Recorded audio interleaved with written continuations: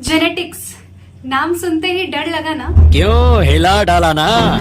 डर लगता है क्योंकि जेनेटिक्स बायोलॉजी का एक ऐसा पोर्शन है जिसका नाम सुन के अच्छे अच्छे बच्चों का पसीना छूट जाता है। क्योंकि इस चैप्टर में ना सिर्फ पढ़ना नहीं रहता है, पढ़ के चीजों को याद नहीं करना रहता है। इसमें आपको पढ़ने के साथ साथ उसके कॉन्सेप्ट को भी समझना पड़ता है, क्योंकि जब तक आप कॉन्सेप्ट को अच्छे तरीके से समझोगे नहीं तो आप इसमें जो कैलकुलेशन वाले क्वेश्चंस है उसको बिल्कुल भी सॉल्व नहीं कर पाओगे।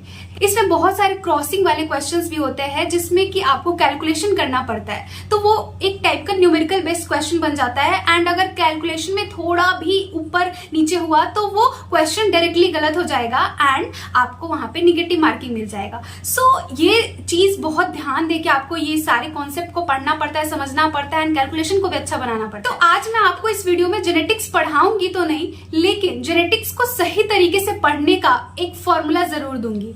मैंने किस तरीके से जेनेटिक्स वाले पार्ट को कंप्लीट किया था एंड मैंने किस तरीके से बायोलॉजी को मास्टर करके अपने नीट बायोलॉजी में 351 आउट ऑफ 360 स्कोर किया था। मैं ये मार्क्स इसलिए स्कोर कर पाई क्योंकि मैंने अपनी नीट प्रिपरेशन के टाइम पे पीवाईक्यू को बहुत ही अच्छे तरीके से एनालाइज किया था एंड तब मुझे पता लगा था कि मैं पीवाईक्यू को ही अच्छे तरीके से करके 300 प्लस मार्क्स स्कोर कर सकती हूँ। जी हाँ, आप सही सुन रहे हो। अगर आप एनसीईआरटी करते हो एंड इसके साथ साथ पीवाईक्यू को एक अच्छे एनालिसिस के साथ अगर आप कंप्लीट करते हो ना तो आपको ढेर सारे क्वेश्चंस तो आपके दिमाग में खुद ही बनने लग जाएंगे। तो इस वीडियो में मैं आपके लिए लेके आई हूँ प्रिंसिपल ऑफ इनहेरिटेंस वाले चैप्टर का पीवाईक्यू का एनालिसिस एंड आपको इस वीडियो में मैं हर चीज बताने वाली हूँ कि इस चैप्टर को आपको किस तरीके से पढ़ना है ताकि आप मैक्सिमम मार्क्स स्कोर कर पाओ। हालांकि ये जो जेनेटिक्स का पहला सीरीज है, मैं आगे और भी वीडियो लाऊंगी, जैसे मॉलिक्यूलर बायोलॉजी हो गया, इवोल्यूशन हो गया, वो सारे चैप्टर पे भी पीवाईक्यू एनालिसिस वीडियो आने वाले हैं एंड आपको बहुत ज्यादा हेल्प मिलेगा। मुझसे कई सारे लोग ना कॉमेंट सेक्शन में बहुत दिनों से पूछ रहे हैं कि दीदी यकीन 5.0 बैच ले सकते हैं क्या, उससे नीट की प्रिपरेशन अच्छे तरीके से हो सकती है क्या? तो मैं आपको बता दूं कि यकीन 5.0 बैच जो है वो काफी अच्छी बैच है नीट ड्रॉपर स्टूडेंट्स के लिए। एंड जो लोग भी अभी लेट है नीट प्रिपरेशन स्टार्ट करने में या फिर जिनका बैकलॉग हो गया है वो नए सिरे से स्टार्ट करना चाहते हैं नीट प्रिपरेशन, वो यकीन 5.0 बैच ले सकते हैं। एंड मेरा खुद का सिलेक्शन भी यकीन बैच से हो रखा है, इसलिए मैं आपको बता रही हूँ क्योंकि ये बैच जो है वो इंडिया का स्ट्रॉन्गेस्ट बैच है ड्रॉपर स्टूडेंट्स के लिए। एंड इस बैच में आपको सारे लेक्चर्स प्रोवाइड किए जाएंगे, सारे चैप्टर्स के, बायोलॉजी, फिजिक्स, केमिस्ट्री एंड इसी के साथ साथ आपको इस बैच में टेस्ट सीरीज भी मिलेगा। संडे को आप हर संडे को टेस्ट दे पाओगे एंड इसी के साथ साथ आपको यहाँ पे सारे जो टेस्ट सीरीज है उनके वीडियो सॉल्यूशन भी प्रोवाइड किए जाएंगे। साथ साथ आपको डीपीपी क्वेश्चन भी मिलेगा हर चैप्टर के एंड उसकी भी वीडियो सॉल्यूशन आपको प्रोवाइड किया जाएगा। तो आपको कहीं से भी कोई प्रॉब्लम नहीं आएगी एंड टाइम से आपका जो नीट का सिलेबस है वो कवर भी हो जाएगा एंड इसके बाद आप अपनी नीट एग्जाम के लिए अच्छे से रिवाइज कर पाओगे। तो ये बैच अगर आप लेना चाहते होंगे तो आप ले सकते हो एंड ये बैच जो है वो 9 अक्टूबर से स्टार्ट हो गई है। और अगर आप इस बैच को ले रहे हो तो मेरा कूपन कोड यूज करना मत भूलना ताकि आपको 150 का एडिशनल डिस्काउंट और मिल जाए। सो मेरा कूपन कोड है MS150। अगर आप इस बैच को लेना चाहते होंगे तो मैंने डिस्क्रिप्शन बॉक्स में सारे लिंक्स प्रोवाइड कर दिए हैं, go and check it out. सबसे पहले मैं आपको बताती हूँ कि प्रिंसिपल ऑफ इनहेरिटेंस वाला जो चैप्टर है उसमें आपको कौन से टॉपिक को सबसे प्रायोरिटी पे रखना है। जब भी आप प्रिंसिपल ऑफ इनहेरिटेंस वाला चैप्टर पढ़ने जाओ एनसीईआरटी से या फिर कहीं पर भी, तो आपको इन टॉपिक्स को सबसे पहले रिवाइज करना है। वो इसलिए क्योंकि ये जो टॉपिक्स है ना ये most of the time NEET exam में पूछे जा चुके हैं एंड इनकी नीट एग्जाम में आने की पॉसिबिलिटी बहुत ही ज्यादा है। सबसे पहला जो टॉपिक है वो है जेनेटिक डिसऑर्डर। जेनेटिक डिसऑर्डर से सबसे ज्यादा क्वेश्चन आए हुए हैं। पीवाईक्यू खोल के देख लेना, मैंने ये पूरा एनालाइज करके वीडियो आपके लिए मैं लेके आई हूँ, इसलिए मैं आपको इतना कॉन्फिडेंटली बता पा रही हूँ। तो मेंडेलियन डिसऑर्डर और क्रोमोसोमल दोनों बहुत ही ज्यादा इंपॉर्टेंट है। वो जो 2-3 पेज है ना वो बहुत ही ज्यादा जरूरी है, उसको आप जब भी पढ़ो इस चैप्टर को तो सबसे पहले आपको उन टॉपिक्स को रिवाइज करना है। नेक्स्ट बात करते हैं क्रॉसिंग वाले क्वेश्चंस। जो क्रॉसिंग वाले क्वेश्चंस है ना इनको तो आप जितना रिवाइज कर सको उतना रिवाइज करना। जैसे कि दे देते हैं कि फादर का ब्लड ग्रुप ये है, मदर का ये है, तो कितना % चांस है कि AB ब्लड ग्रुप जो होगा वो कितने % चाइल्ड में होने की प्रोबेबिलिटी है। तो कुछ आंसर में 50%, 20%, ऐसे 25% रहता है। तो अगर आप इस पे कैलकुलेशन अच्छे तरीके से नहीं करोगे, थोड़ा भी कैलकुलेशन गलत होगा तो आपको पूरा का पूरा सॉल्यूशन ही रॉन्ग आता है। ठीक है, तो इस पे आपको ज्यादा से ज्यादा प्रैक्टिस करना है एंड इस पे बहुत सारे क्वेश्चन आते हैं। ठीक है, तो क्रॉसिंग वाले क्वेश्चन जितने भी तरीके के हैं, बहुत सारे क्रॉसिंग वाले क्वेश्चन आप पीवाईक्यू में आपको आगे दिखाने वाली हूँ। उसके बाद थर्ड जो टॉपिक है वो है Mendel contrasting trait. Mendel contrasting trait पे हर साल क्वेश्चन रहते हैं जो 7 जो मेंडल ने 7 पेयर ऑफ कॉन्ट्रास्टिंग ट्रेट लिए थे उस पे हर साल क्वेश्चन रहते हैं, तो उसको भी आपको अच्छे से पढ़ना है। उसके बाद है Mendel law of inheritance. Mendel ने जितने भी लॉ दिए हैं उन सबको बहुत ही अच्छे तरीके से आपको पढ़ना है, क्योंकि उससे थ्योरेटिकल बेस्ट क्वेश्चन आ सकते हैं। ठीक है, तो इनहेरिटेंस ऑफ 1 जीन है, उसमें इनहेरिटेंस ऑफ 2 जीन है। ये दोनों कॉन्सेप्ट को आपको बहुत ही अच्छे तरीके से समझना है एंड इस पे ढेर सारी क्वेश्चन भी प्रैक्टिस करनी है।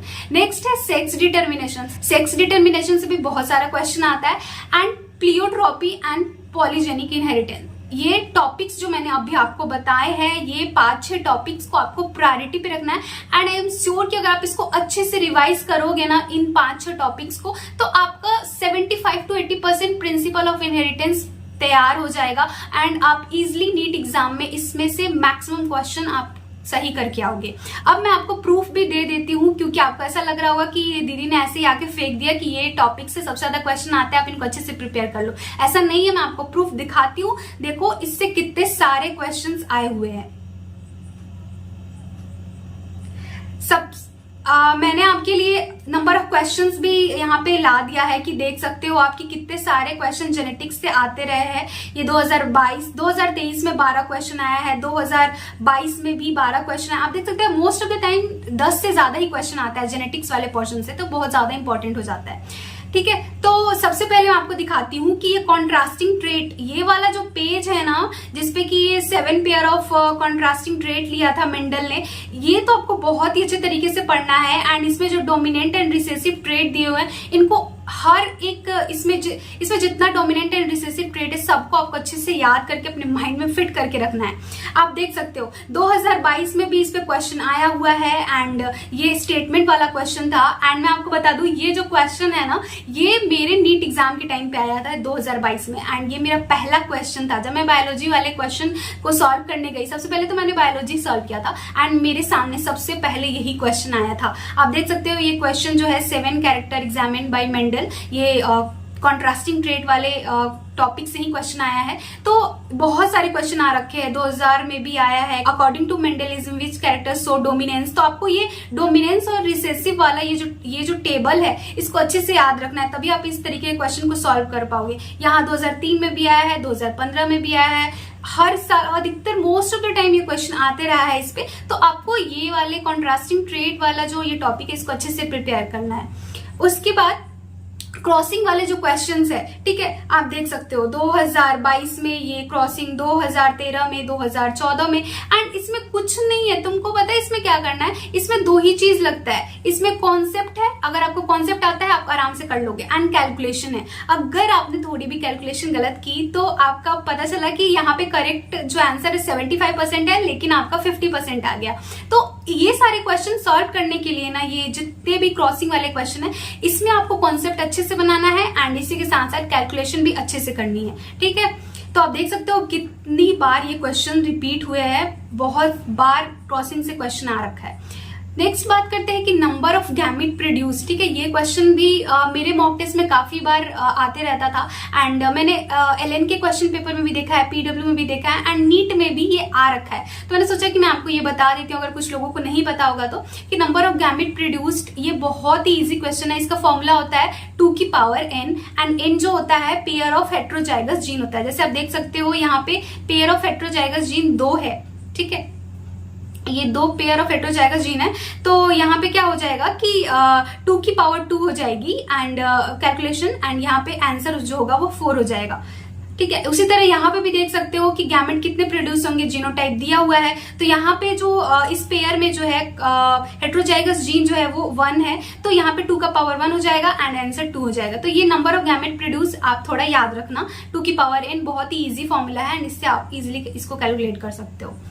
उसके बाद मेंडलिज्म एंड क्रोमोसोमल डिसऑर्डर। ठीक है, ये जो पेज है मेंडलिज्म डिसऑर्डर, ये जितना भी एनसीईआरटी में पेज दिया हुआ है क्रोमोसोमल डिसऑर्डर, इसको तो आपको सबसे टॉप प्रायोरिटी पे रखना है क्योंकि इससे सबसे ज्यादा क्वेश्चन आते रहे हैं। ये देखो मैंने बहुत सारे क्वेश्चन देखे, 2023 में भी इससे क्वेश्चन आया है अभी हाल फिलहाल में एंड आप ये देख सकते हो 2019 में, 2018 में, 2017 में, 2017 में, नीट 2016 में। मतलब इससे हर साल मोस्ट ऑफ द टाइम मैंने पुराने क्वेश्चन उतने नहीं लिए हैं यहाँ पे, मैंने तो थोड़ा कम ही क्वेश्चन लिया है, लेकिन क्वेश्चन बहुत ही ज्यादा आया है। ठीक है, तो इस टॉपिक को बहुत ही सही तरीके से आप लोग प्रिपेयर करना। टॉप प्रायोरिटी पे सबसे पहला टॉपिक जो रहेगा वो मेंडलिज्म डिसऑर्डर ही रहेगा। उसके बाद सेक्स डिटर्मिनेशन, ये टॉपिक, ये वाला जो पेज है ना, इसके साथ साथ एक और पेज है एनसीईआरटी का, उसमें आपको सेक्स डिटर्मिनेशन के बारे में पढ़ाया हुआ है। एंड यहाँ पे जो ये टेबल दिया हुआ है, इस टेबल को आप अच्छे से पढ़ लेना, इसमें बहुत सारी इंफॉर्मेशन दी हुई है एंड इससे क्वेश्चन आता है। ठीक है, एंड आप देख सकते हो कि यहाँ पे 2022 में भी क्वेश्चन आ रखा है, 2019 में भी क्वेश्चन आ रखा है। XO type of sex determination can be found in. इसके अलावा सिलेक्ट द इनकरेक्ट स्टेटमेंट वाले क्वेश्चन भी आ जाते हैं। तो इस तरीके से आपको 2018 में भी आया है, 2003, इसके अलावा बहुत सारे क्वेश्चन आ रखे हैं। तो आपको सेक्स डिटर्मिनेशन अच्छे से प्रिपेयर करके जाना है। उसके बाद बात करते हैं पेडिग्री एनालिसिस की। तो देखो, पेडिग्री एनालिसिस में ना ये जो टेबल है ये बहुत ही ज्यादा इंपॉर्टेंट है। इस टेबल को अच्छे से पढ़ के याद करके अपने माइंड में फिट कर लेना, क्योंकि देख सकते हो इससे आपको 2023 में अब भी क्वेश्चन आया हुआ है, तो बहुत ज्यादा प्रोबेबिलिटी है कि फिर से क्वेश्चन आए। एंड ये क्वेश्चन उसके पहले 2010 में आया था एंड उसके बाद 2023 में आया है। तो कुछ नहीं यार, ये टेबल आप बहुत ही आसानी से याद कर सकते हो, तो इसको बिल्कुल भी मत छोड़ना, अच्छे से इसको याद करके जाना, आपको इजिली 4 मार्क्स दिला सकता है ये। एंड ये पेडिग्री वाले जो क्वेश्चन होते हैं ना, इसकी भी आप प्रैक्टिस कर लेना। हालांकि ये बहुत कम आता है, पहले ज्यादा आया करता था, फिर भी आप पेडिग्री पे एक अच्छा कमांड बना लेना। इसके बाद देखते हैं कि ये जो टेबल, ये जो चार्ट दिया हुआ है, ये जो क्रॉस दिया हुआ है ना एनसीईआरटी में, ये बहुत ही ज्यादा इंपॉर्टेंट है। ये क्रॉसिंग ओवर के जितने भी रिजल्ट्स है वो इंपॉर्टेंट तो है ही, ये जो पैरेंटल एंड रिकॉम्बिनेंट, ये रिजल्ट तो इंपॉर्टेंट है ही। इसके साथ साथ जो कैरेक्टर्स हम लेते हैं ना, वो याद करना बहुत ही ज्यादा जरूरी है। ठीक है, कि कौन से कैरेक्टर का किसके साथ क्रॉसिंग हो रहा है। तो ये टेबल आप बहुत ही सही तरीके से प्रिपेयर करके जाना एग्जाम में एंड इसको समझ लेना, क्योंकि मेरे को स्टार्टिंग में ये टेबल समझ में नहीं आ रही थी एंड मैंने ना तरुण सर से पढ़ा था, तो उन्होंने बहुत अच्छे तरीके से समझा दिया था बाद में, तो बाद में मुझे बहुत ही अच्छे से समझ आ गया था। तो आप लोग भी जिस भी टीचर से पढ़ रहे होंगे, इस टेबल को जरूर अच्छे से समझ लेना एंड इसके रिजल्ट्स को अच्छे से याद रखना। ठीक है, क्रॉसिंग ओवर के रिजल्ट्स बहुत ही ज्यादा इंपॉर्टेंट है। उसके बाद प्लियोट्रॉपी, देखो इतना छोटा सा दिया हुआ है एनसीईआरटी में, प्लियोट्रॉपी बहुत ही छोटा दिया हुआ है, लेकिन इससे बहुत बार क्वेश्चन आया हुआ है एंड वो भी सेम एक ही पैटर्न पे हर साल क्वेश्चन आया हुआ है प्लियोट्रॉपिज्म पे। ठीक है, 2023 में अभी करंट में भी आया है, 2015 में भी आया है, 2002 में भी आया है, 1998 में आया है। एंड ये क्वेश्चन जो है ना वो एकदम से सिमिलर है, कुछ भी ज्यादा इसमें चेंज भी नहीं है। तो इसलिए PYQ करना बहुत ही ज्यादा जरूरी, तभी आपको समझ आएगा कि कौन सा पोर्शन जो है वो बहुत ही ज्यादा इंपॉर्टेंट है, क्वेश्चन बहुत ही ज्यादा लगातार उससे आ रहे हैं। ठीक है, तो ये सारी चीज आपको यहाँ से पता लगेंगी। उसके बाद sex determination in honey bee जो है ना, ये मैं अलग से आपको बता रही हूँ क्योंकि ना इसमें ये जो यहाँ पे जो चार्ट दिया हुआ है, ये चार्ट बहुत ही ज्यादा इंपॉर्टेंट है। यहाँ पे जो ये क्रॉसिंग हुआ है यहाँ पे एंड कैसे मेल बनता है, कैसे फीमेल बनता है, ये आप अच्छे से देख के जाना। एंड इसमें ये हैप्लोडिप्लॉयड सेक्स डिटर्मिनेशन सिस्टम होता है, इसको अभी ही दिमाग में याद करके फिट करके रख लो, क्योंकि ये क्वेश्चन पूछ देते हैं कि किस टाइप का सेक्स डिटर्मिनेशन होता है हनी बी में। ठीक है, उसके बाद बात करते हैं टेस्ट क्रॉस की। तो टेस्ट क्रॉस से उतना ज्यादा क्वेश्चन तो नहीं आया है, बट फिर भी टेस्ट क्रॉस से क्वेश्चन आ रखे हैं, तो आप एक बार टेस्ट क्रॉस को भी अच्छे से पढ़ लेना। एंड टेस्ट क्रॉस ना, ये वाला यहाँ पे जो ये पोर्शन दिया हुआ है एनसीईआरटी का, इसमें टेस्ट क्रॉस को अच्छे से समझाया गया है। तो इस पैराग्राफ को अच्छे से आप समझ लेना, आपको टेस्ट क्रॉस अच्छे से समझ में आ जाएगा, अपने टीचर से भी समझ लेना।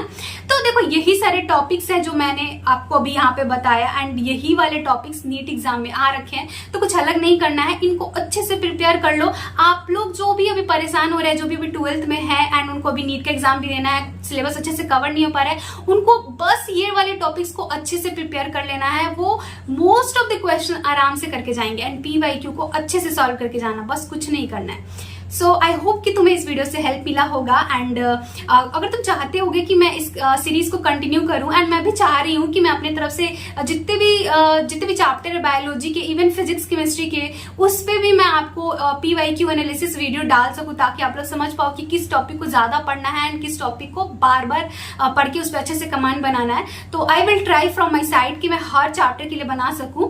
एंड आप लोग नीचे कॉमेंट सेक्शन में बताना कि आपको नेक्स्ट किस चैप्टर पे चाहिए, एंड मिलते हैं नेक्स्ट वीडियो में। Thank you.